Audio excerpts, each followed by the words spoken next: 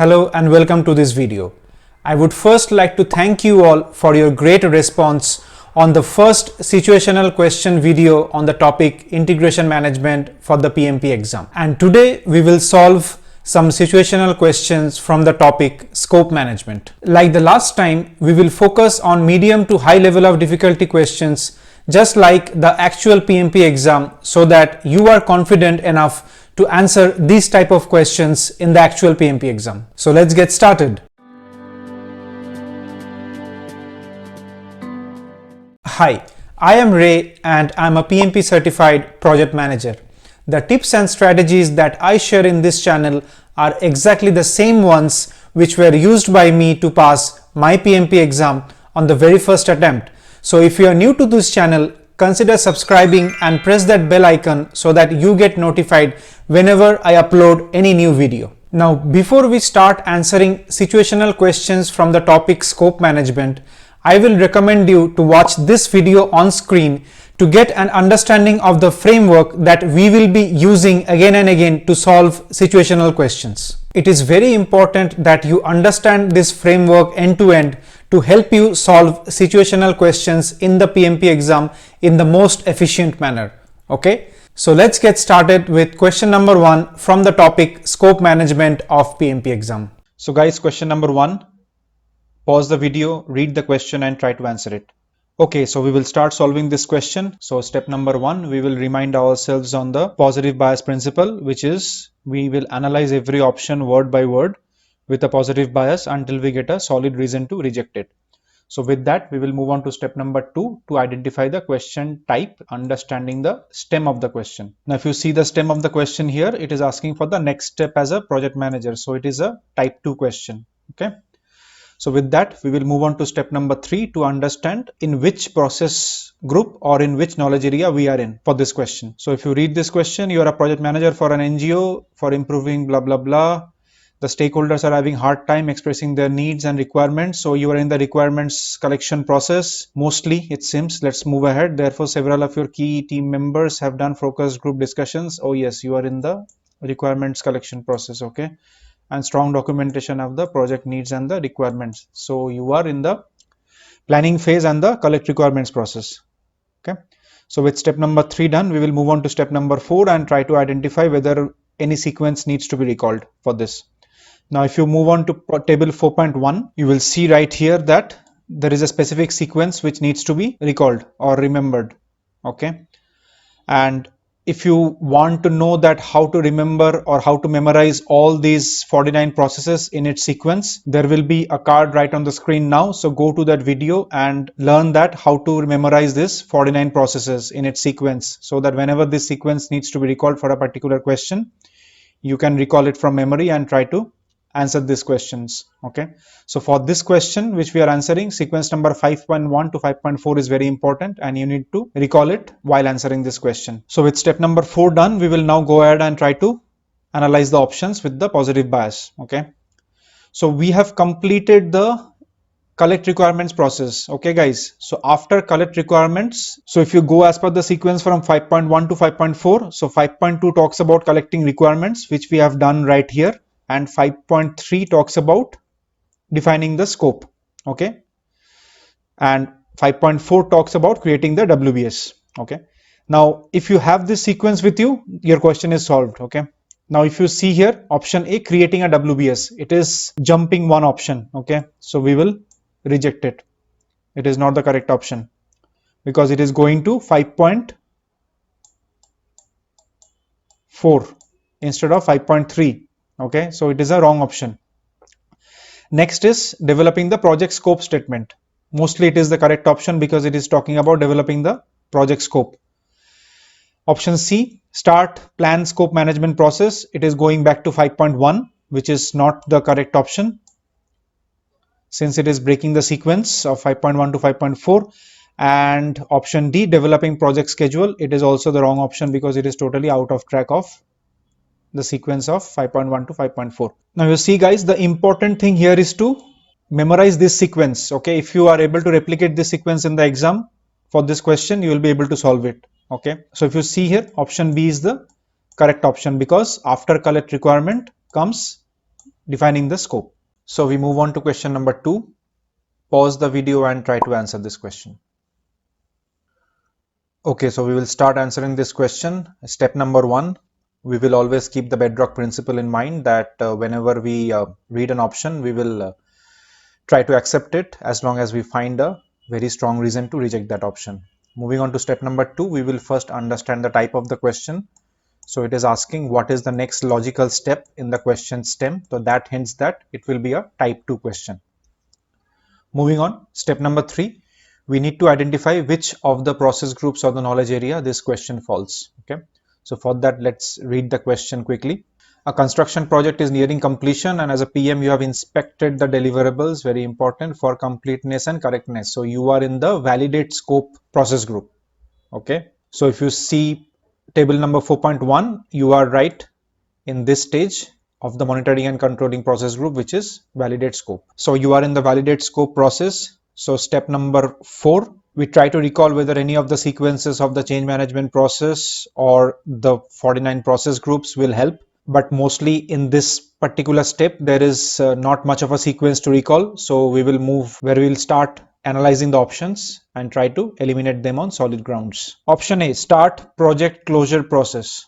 Okay, so maybe this can be an option. Let's park this option for a while, because after validate scope and control scope, you go ahead and start the project closure. So this may be a correct option. Let's move ahead. Hand over the project to the customer.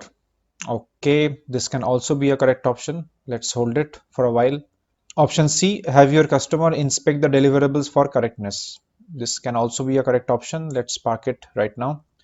Option D, perform cost reconciliation. Maybe we can eliminate this option fully because it falls under the cost management scope, and here it is mostly about the inspected deliverables and the completion of scope. So it nowhere relates to cost reconciliation, so we can safely eliminate option D.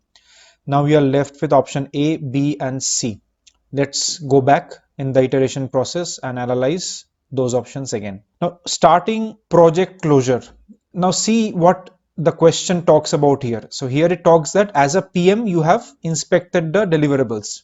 But does the question talk that whether the customer has accepted the deliverables? So you may have inspected the deliverables, but the customer may come and say that, hey, I don't agree with your inspection calibration.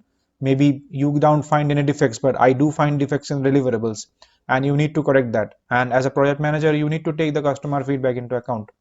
So that way, as a project manager, if you just inspect the deliverables, you can't go into the project closure process. Okay, so that way it skips the sequence. So that is a wrong option. So we will eliminate this option.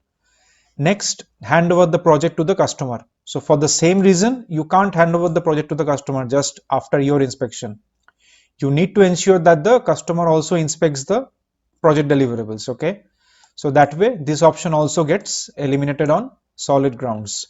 And with that, we have option C, which is having your customer inspect the deliverables for correctness, which completes the validate scope process, and then you can go ahead and move into the closing process group.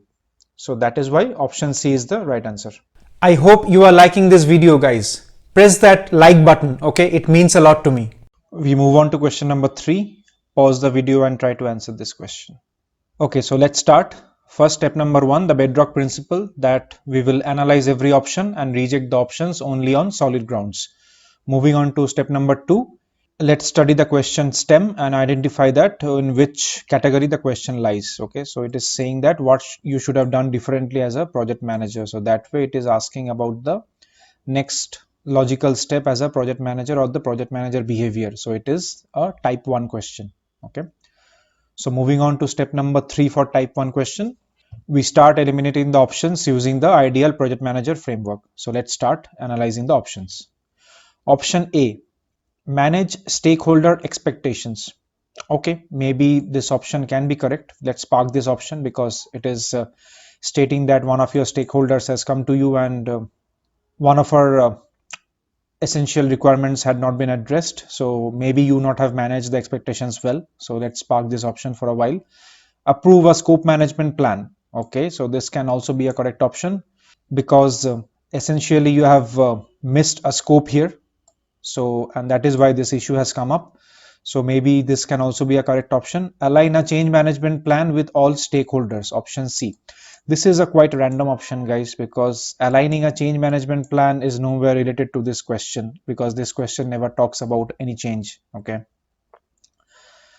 And option number D, manage project communications more effectively. Now maybe this can be a good option. As a good project manager, you have to manage project communications, but if you see this loss of a missed scope here, it does not translate into a miss in the project communications. Okay, and that is why we can eliminate this option safely.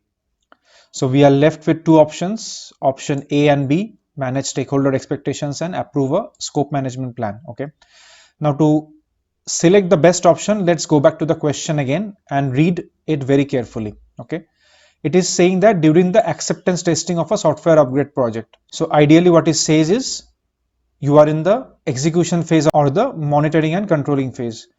Now if you read the question stem, it says that what you should have done differently. So you should have done differently before the execution or the monitoring and controlling phase to ensure that this type of situation does not arise. Okay. Now if you see option number B, approving a scope management plan, this is a process of the planning process group, okay, which comes before the execution and the monitoring and controlling process group.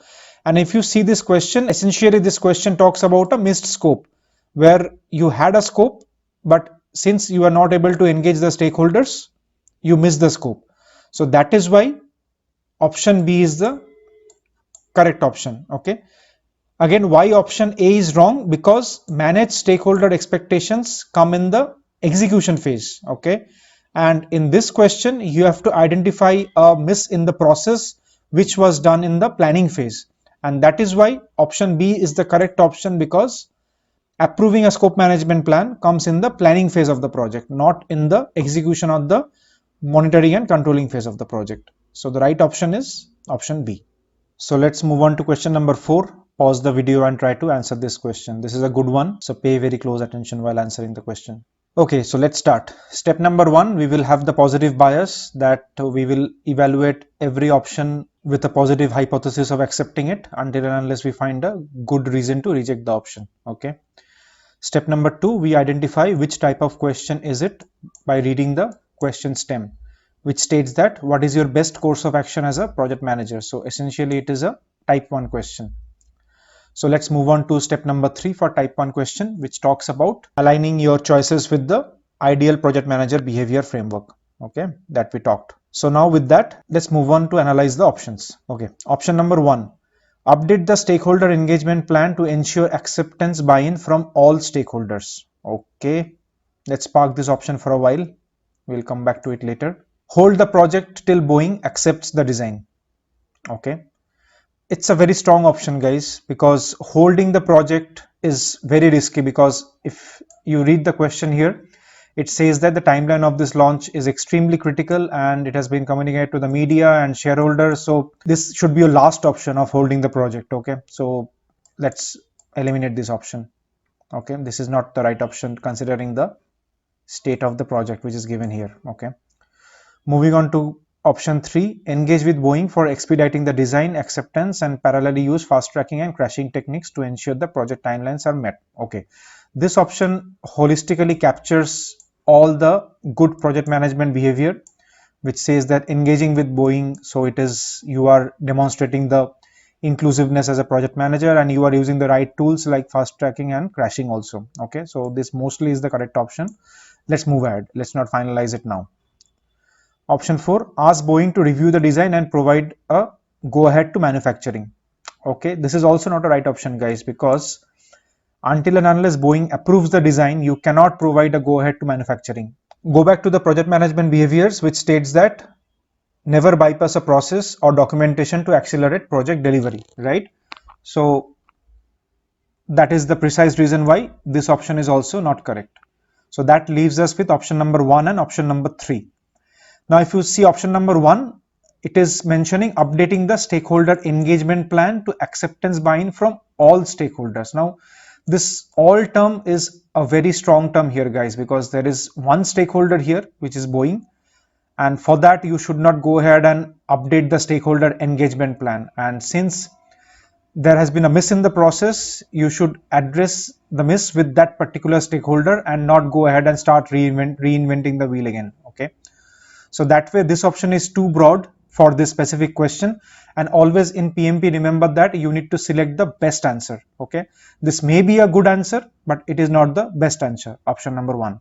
Okay, so that is the reason why we will eliminate option number 1. So that leaves us with option number 3 as the correct option, because it is more holistic in terms of process and also in terms of the project manager behaviors what we talked. Okay, so question number 5. This is a question of quite a high difficulty level. So pay very close attention and be very choiceful in selecting the answer. Go ahead and try to answer it. Okay, so let's start.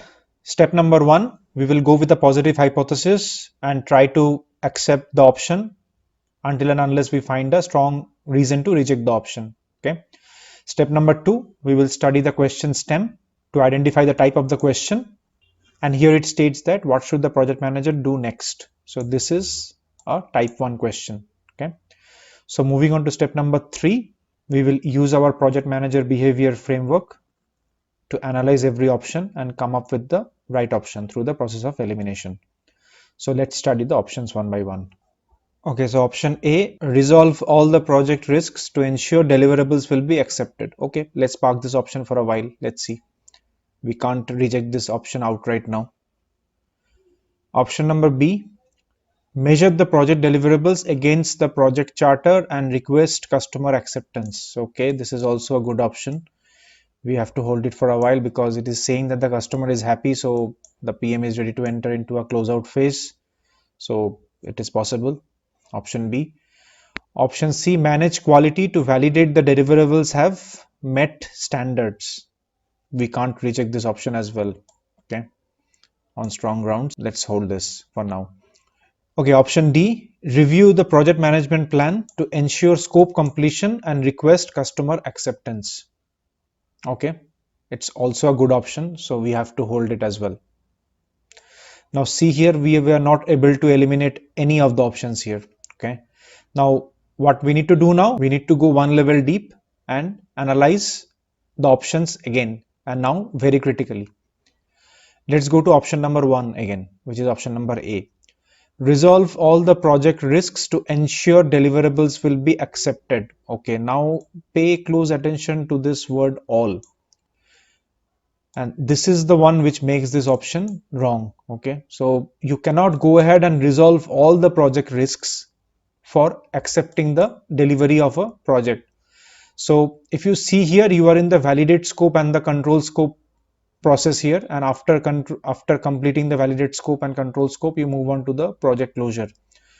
So in validate scope process, it never talks about you have to resolve all the project risks.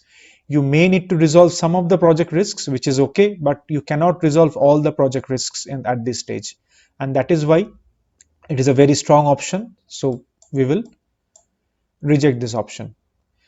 Measure the project deliverables against the project charter and request customer acceptance. Okay, we have to hold this option because this hints towards the validate scope process. Okay, so we cannot reject this option now.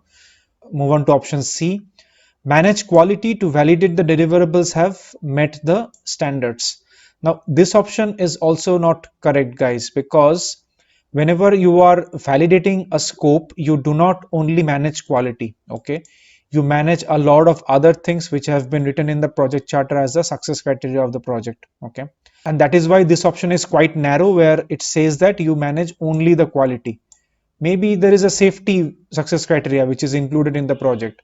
Maybe there is a performance success criteria which is included in the project. You never know, right? So you cannot only go ahead and managing quality and then go ahead and control and do the validate scope process. So this option is also wrong. So we are left with option B and option D. Now if you see, both of the options are very synonymous. One option is saying you should measure the project deliverables against the project charter, and another option is saying that review the project management plan to ensure scope completion. Now you'll be able to only answer this question if you have read the PMBOK very well, and that is why this question is so tough. So if you go to page number 121 of PMBOK version 6, just read this line. When closing the project manager reviews the project management plan to ensure that all the project work is completed and the project has met its objectives. So the answer lies in this line, okay? And that is why this question is one of the most difficult questions I have come across, okay?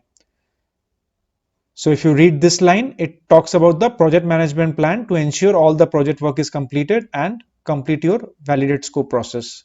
So if you go back to the question, option D talks about reviewing the project management plan to ensure the scope completion. Option B talks about measuring the project deliverables as per the project charter, which is wrong. So option B is wrong and option D is the correct option. It is a difficult one, guys, I agree, because you have to be aware of that particular line in the PMBOK which states that project management plan is the review mechanism to ensure scope completion. If you know this, you will be able to answer it. Otherwise, it's a difficult question. To summarize, D is the correct answer. I hope today's video was useful and now you are better equipped to solve situational questions using this framework in your PMP exam. Let me know in the comment section below how you are liking this playlist and whether should I continue building this playlist on the other topics such as schedule management and cost management. So thank you for watching today's video and I'll see you again in another video like this. Bye bye.